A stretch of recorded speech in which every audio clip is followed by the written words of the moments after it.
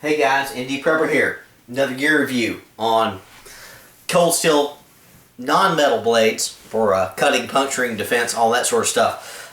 Generally called the Nightshade series. The first one of these we're going to go over is not actually part of the Nightshade series. We're going to talk about the Nightshade series here in a second, but the first one we're going to talk about is the Delta Dart. Right here, a little punch dagger type contraption. Most of the Nightshade series is made out of grivory or grivory, not entirely sure how to say that, G-R-I-V-O-R-Y, which is basically a fiberglass reinforced plastic. The predecessor to that was Zyx, it's like Zytel X, I believe, which is what this Delta Dart is. Delta Dart, triangular style blade, if you can see that. It's basically a push-punch dagger. The stats on this bad boy, it is ultra lightweight, about a ½ ounce, about 8 inches overall length. You're going to find this for about $3 to $4 a piece for the blade, and $3 to $4 for the sheath on this. So about $8 overall. Got this from Bud K. Again, this is a neck knife style personal protection device, triangular style stabbing tool. There has no cutting edge of any worth there. I guess you could try and strike that at somebody, but this is primarily a stabbing, puncturing style weapon.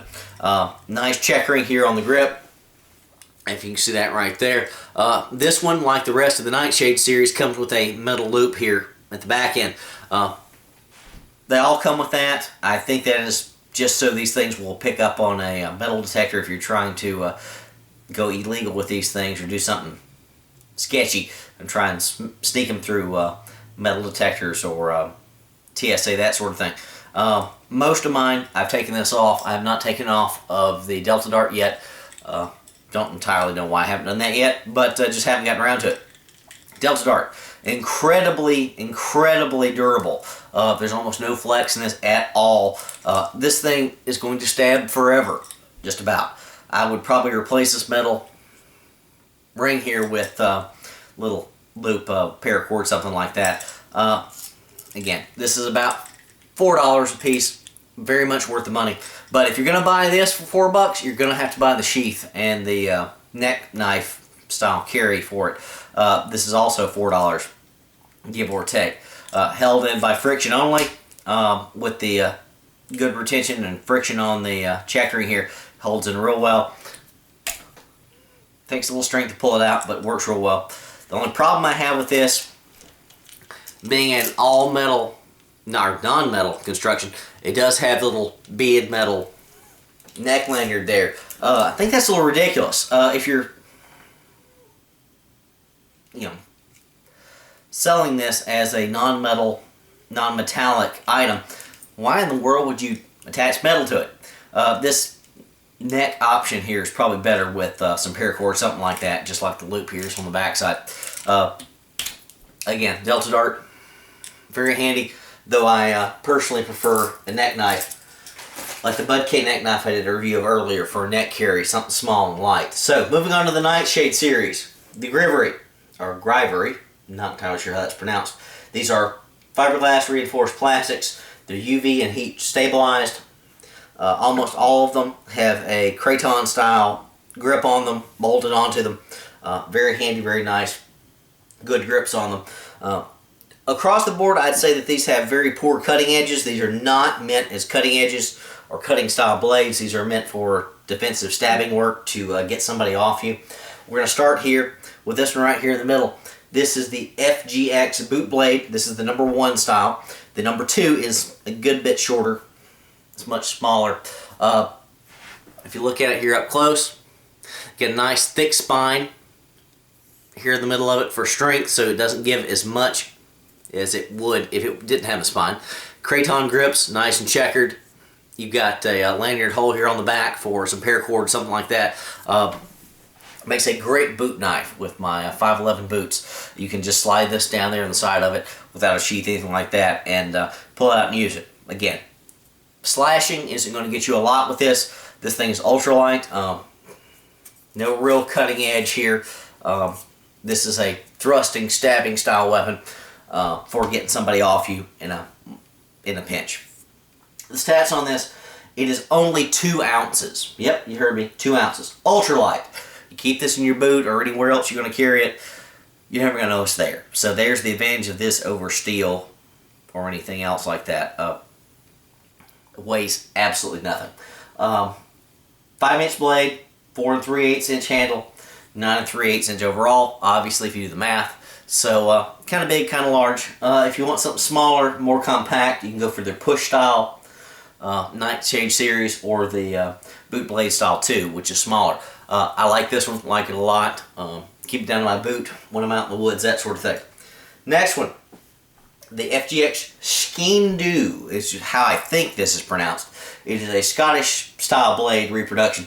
Skean is S-K-E-A-N, next word D-H-U, do.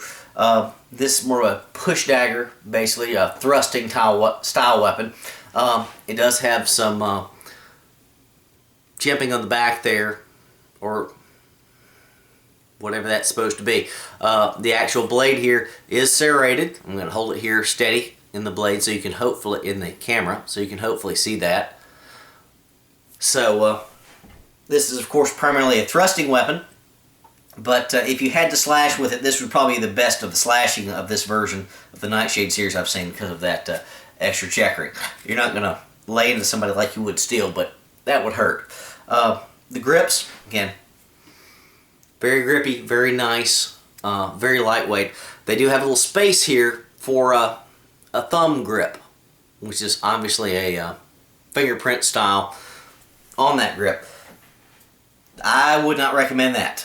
You could theoretically, if you see it online, various tactics, holding a blade like this to thrust and all of that, however the heck you want to hold it, not the strongest grip. The strongest grip you're going to have is right here, just your standard style grip.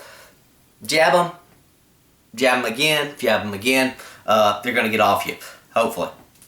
Again, you don't want something like this. We're holding that jimping and thrusting forward. You're only using about half that blade there, and the wider that gets, the more it's going to hurt, do the job to get somebody off you. Again, this one has a lanyard hole on the backside. If you can see that there, perfect for some paracord.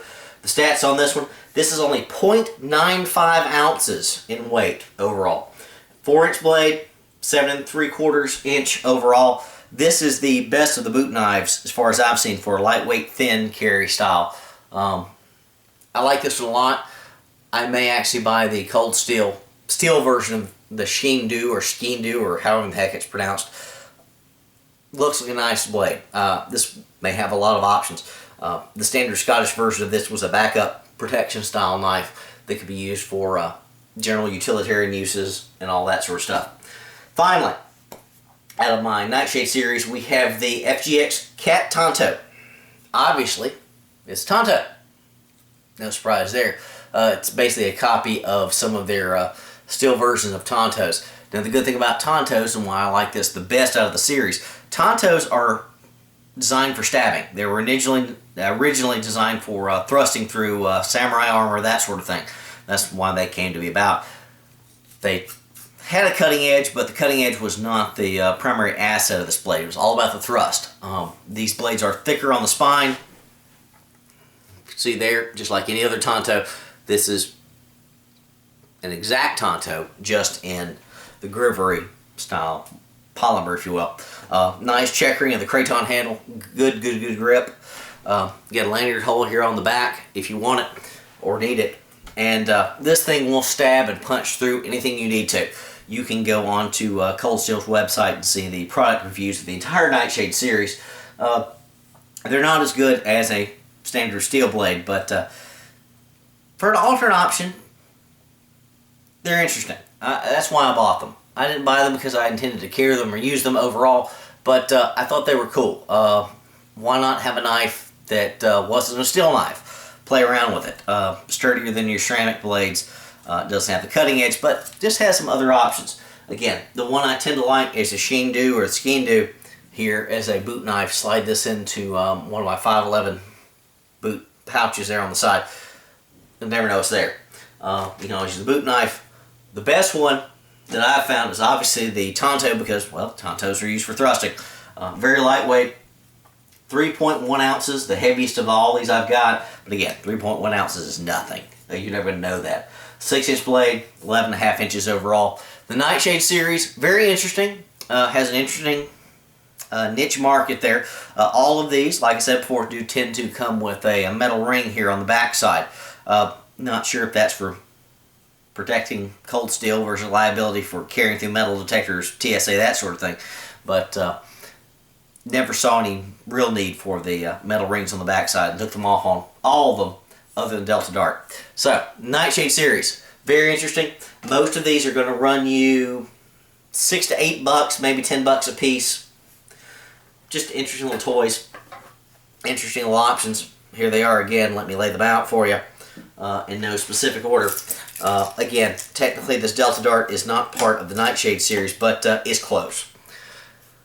Nightshade series from Cold Steel. Interesting additions. Not my first choice, but good overall. Indie Prepper out.